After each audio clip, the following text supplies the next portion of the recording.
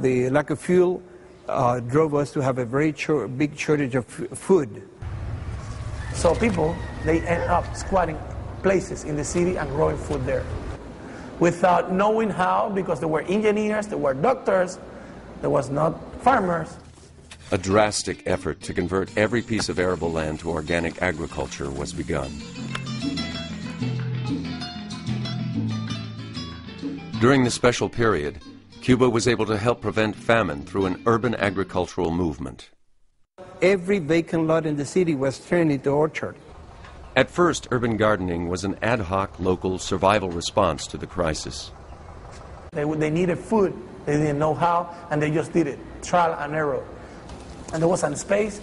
They have a problem with garbage, dumping, rats, so they fixed all of those problems, get rid of the garbage and start growing things there.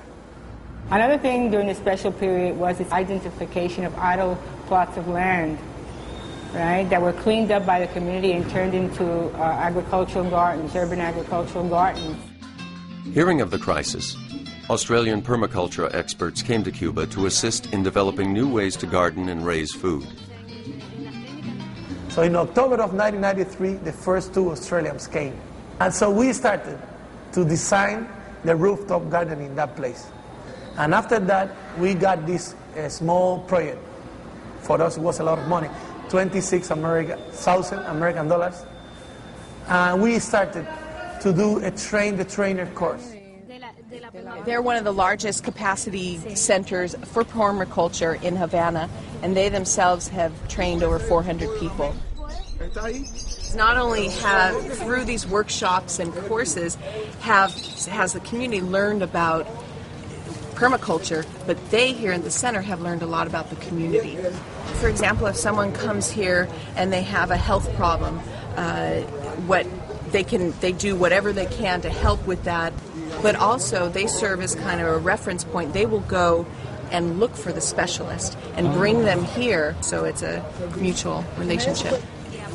The people cooperating with and caring about each other are the main factors that we need to encourage. We can all plant fruit trees, we can all have water catchment devices on our roofs.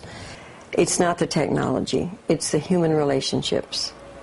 The neighbors are starting to see the possibilities of what they can do in their spaces, and they're starting to create natural gardens on their roofs and also in their patios. Cubans, who formerly lived on the equivalent of just $2 a month, found new ways to supplement their income. The farmers in Cuba are not the poorest people in the society. On the contrary, they have food, so they don't have to spend their money on food, and they sell food, so they make good living. You know? So it is important to take that in account. That is another way to dignify the people that grow food.